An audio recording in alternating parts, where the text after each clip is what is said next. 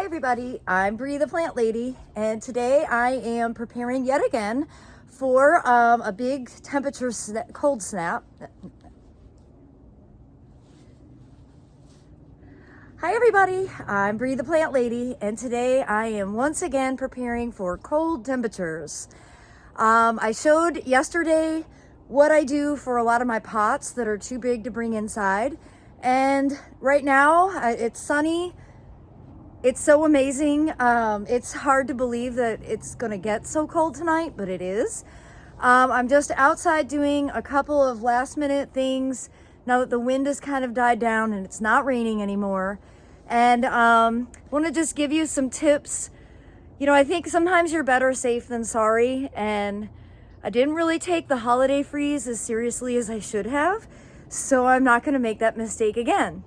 So I'm gonna actually start with window boxes. I've got 2 window boxes. You see, they look really beautiful.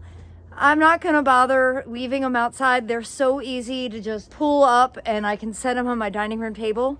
So that's actually step 1 for me today.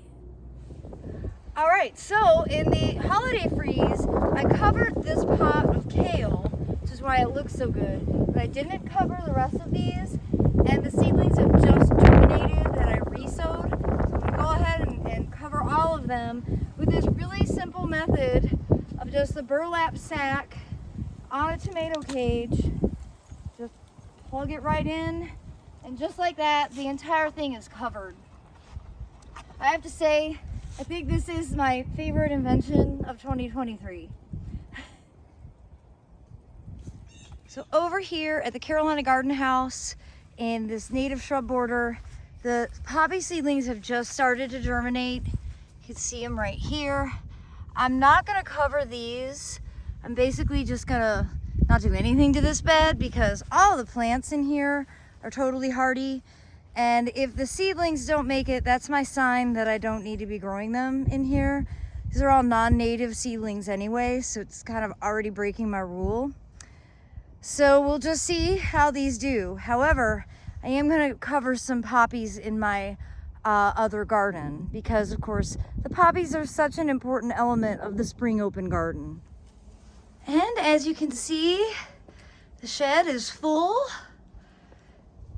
Everything will be tucked in and safe.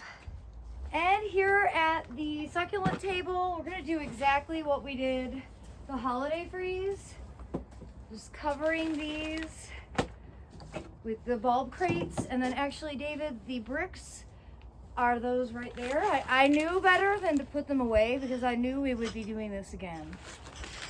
That's the thing about winter.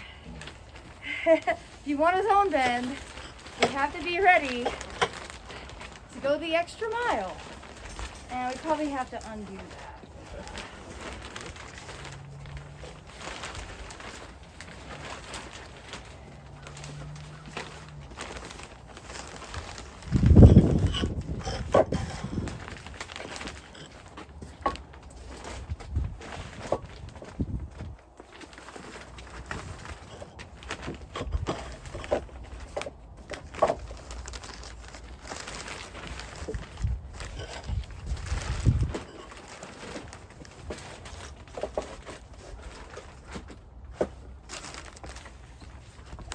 For good measure,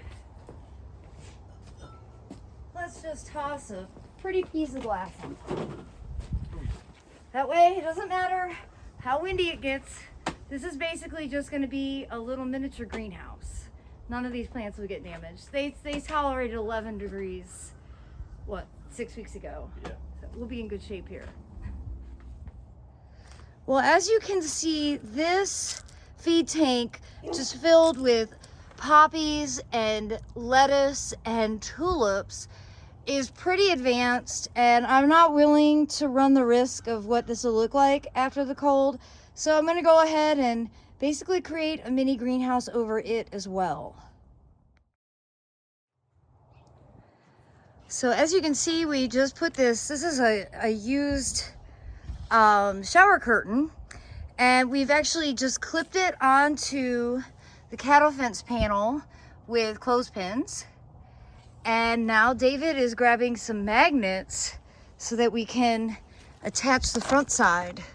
And a lot of times the reason I don't recommend covering is because with wind, which inevitably comes with cold, if you don't have all of your stuff super secure, it'll actually cause more damage than good if your, sheets or pieces of plastic start whipping around. This is the first time we've ever done this. I'm super excited. Ha ha!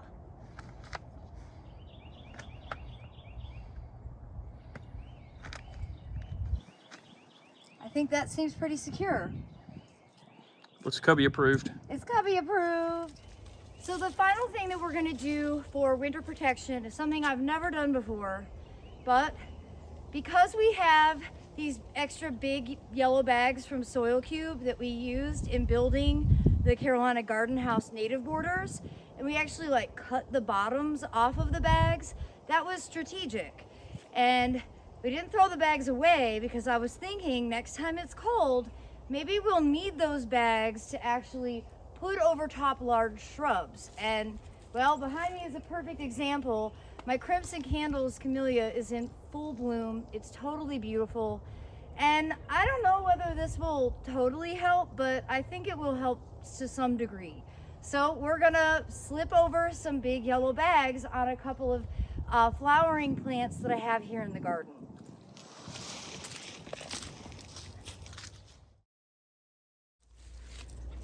I don't think this is a crazy idea at all. I actually think this is a game changer, and I'm actually super excited to look tomorrow to see if these flowers have any cold damage at all.